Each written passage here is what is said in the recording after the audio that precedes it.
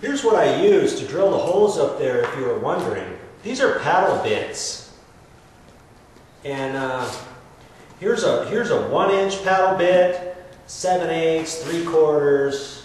I got 1/2 inch, 3/8. You can even get one that's 1 1/4 inches. So, you know, depending what size hole you need and how big you need to drill the hole, you know, you might be able to get by with the 3/4 inch if you're just doing one wire. But if you're trying to sneak 2 wires through one hole, you may have to go 7/8 or 1 inch.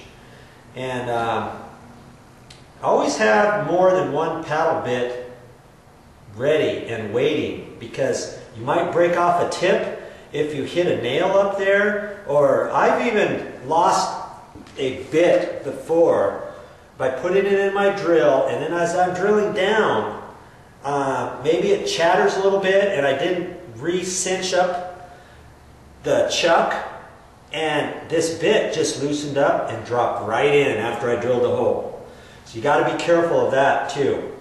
You know, it's possible to do. All right?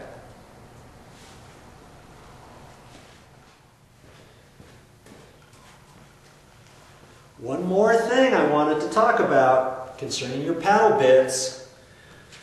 If you buy just one, you could probably buy a whole set with 5 or 6 for maybe the price of 2 bits.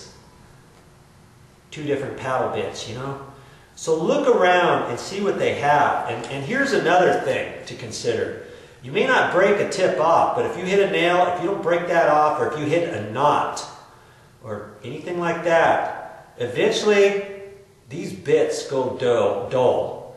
So if you're using a 1 inch and you can't get through it all the way and you've got your other paddle bits, hey, at least you've got your 7/8 paddle bit and you can use that one to finish up your hole.